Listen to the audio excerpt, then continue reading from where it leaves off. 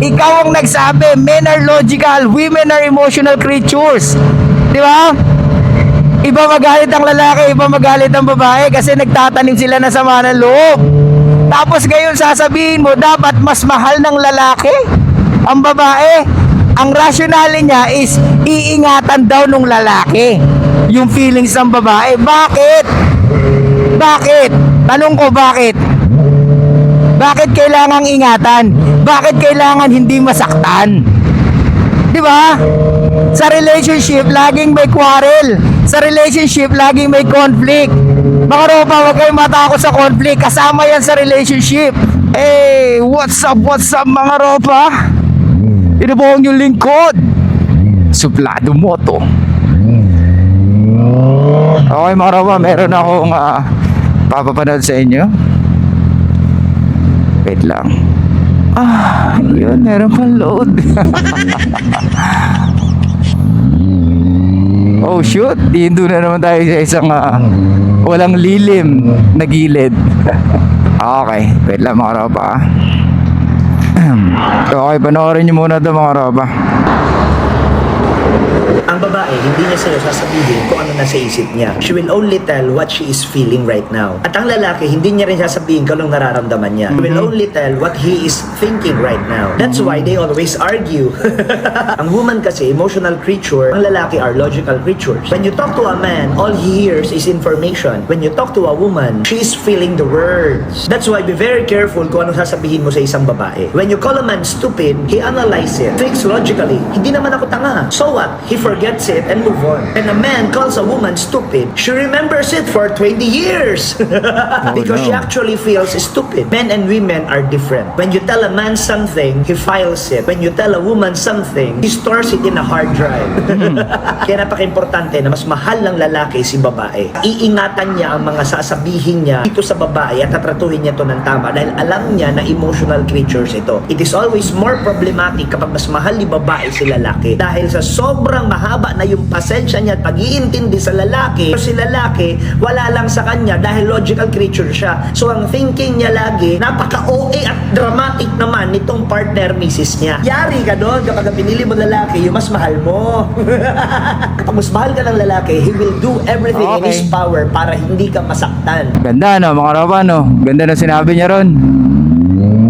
Well, totoo yun mga ropa. Maganda yung pagkaka-explain niya ng pagkakaiba ng babae at lalaki. However, yung sinabi niya na dapat mas mahal mo ang babae kaysa sa mas mahal ka ng babae, dun tayo hindi agree. Why? Kasi, unang-una, siya na nga nagsabi, women are emotional creatures. So, ibig sabihin, pag mas mahal na mahal mo ang babae, ibig sabihin, inaagaw mo ng pwesto ang babae. Di ba? So, doon siya sumablay. Maganda yung pagkaka-explain niya ng pagkakaiba ng babae at lalaki, which is totoo yun. Pero, sumablay siya sa dulo na dapat daw mahal na mahal ng lalaki ang babae. Kasi daw, poprotektahan niya ang babae at lalo na ang kanyang nararamdaman. Gagawin niya daw lahat para sa isang babae pag mahal na mahal ng lalaki ang babae. Dito tayo laging parang kailangan lahat lalaki. Dito ako nalalabuan. Yung laging dapat mahal na mahal ka ng lalaki. Parang ganun Parang kung mahal ka talaga ng lalaki, tatanggapin niya kung ano man nakaraan mo. Kung mahal ka ng lalaki, dapat tanggap niya kung ano man ang katawan mo. Dapat tanggap niya kung ano man yung body count mo. Kung totoo siyang lalaki, dapat tanggap niya kung ano ka. What the fuck? Ano yun? Are you saying dapat wala kaming standards? Are you saying dapat wala kaming preferences? Kayo lang? Hindi pwedeng ganun, ladies. At sa mga lalaking white knight, come on, man. I know, mahal na mahal mo yung girlfriend mo. Pero tandaan mo, may kanya-kanya tayong style. Di ba, pagdating sa relationship. Siyempre, doon kami sa alam namin sa kung anong mag-work pagdating sa nature ng babae. Hindi kami magbabase sa feelings. Hindi pwedeng mahal na mahal namin yung babae tapos gagawin namin lahat sa kanya para lang masabi niya o ma-secured lang yung feelings niya. This is not a one-way street, di ba? Relationship to Kahit nga ikaw, may relationship ka sa sarili mo, hindi mo pwedeng laging i-spoil ang sarili mo. May mga times na kailangan mong tiisin yung mga bagay para at least matuto ka. Di ba? May mga taong kayang bumili ng mga material things pero hindi nila binibili. Why? Because they feel they don't deserve it. So same thing sa relationship. Same thing sa babae, di ba? Bakit mo ibibigay sa kanya ang mga bagay na gusto niya kung hindi naman niya na-earn? Dito tayo sa Blay, mga ropa. Huwag kayong maniniwala sa mga ganito sinasabi ng mga kalalakihan na pag mahal na mahal ka or dapat lalaki ang mas mapagmahal pagdating sa relationship. No! Siya mismo kinokontradict niya yung sinasabi niya. Men are logical creatures, women are emotional creatures. Siya na nga nagsabi. Tapos bandang huli, dapat mas mahal na mahal mo yung babae? Ano yun? Di ba? Kinabisado mo lang ba yung sasabihin mo? Kasi kung talaga naiintindihan mo na ang babae emotional creatures, hindi mo sasabihin yun na dapat lalaki ang mas nagmamahal sa relationship or dapat mas pumili ang babae ng lalaki na mas mahal na mahal sila. Hindi ganun, Ropa. Ikaw ang nagsabi, men are logical, women are emotional creatures. Di ba? Iba magalit ang lalaki, iba magalit ang babae kasi nagtatanim sila ng sama ng loob.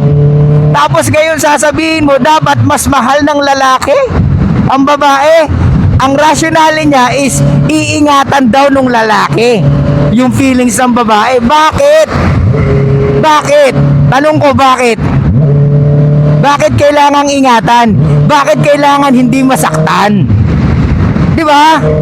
Sa relationship, laging may quarrel. Sa relationship, laging may conflict. Mga ropa, huwag kayong matakot sa conflict. Kasama yan sa relationship. Huwag tayong magpakasim sa babae. Kaya maraming babaeng lumalaki ang ulo dahil sa mga gantong payo na dapat mas mahal na mahal ng lalaki ang babae. Come on! Women are emotional creatures, oh.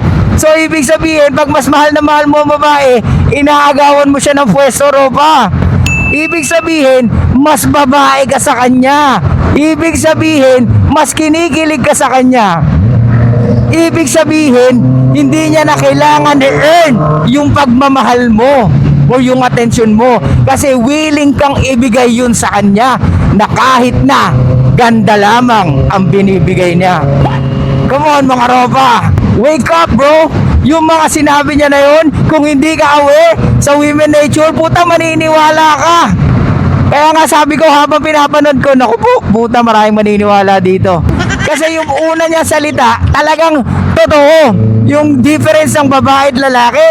Agree ako doon.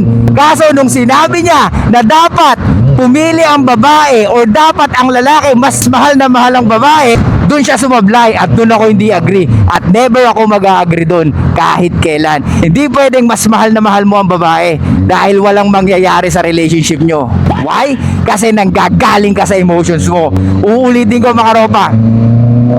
Pag ang lalaki, mahal na mahal niya ang babae, nanggagaling siya madalas sa emotions niya. So, how can you lead a relationship if you are coming always from your emotion? Kung lagi kang nanggagaling sa emotions mo, paano mo malilid ang relationship? Sige nga! Mas madalas ang away, mas madalas ang conflict pag ikaw na lalaki nanggagaling ka sa damdamin mo. Kasi nga, inaagawan mo ng pwesto yung babae na pinili mo.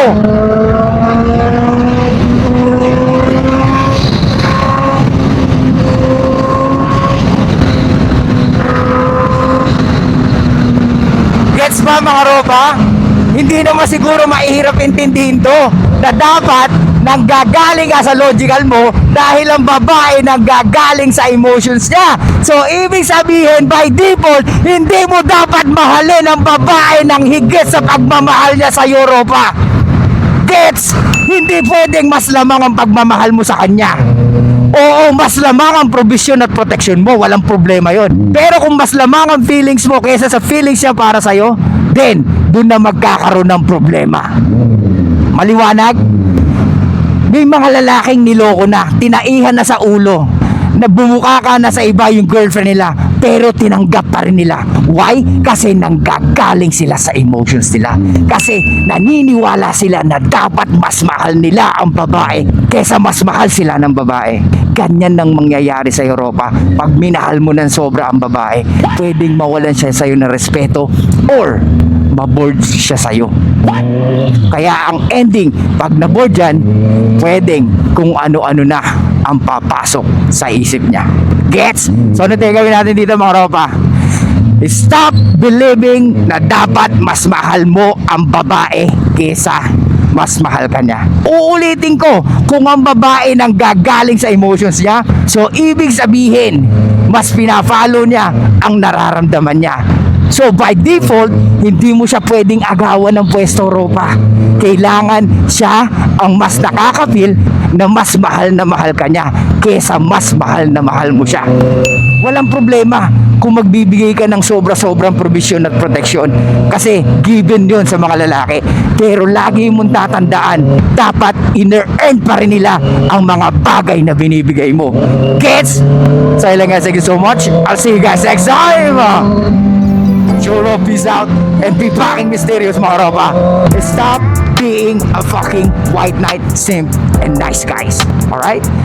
Live in fucking reality so you can see yung dapat mong gawin pagdating sa relationship. I know, it's a good feeling pag in love ka. Pero it's not a good thing pag nasa relationship ka. Gets? Stop recording.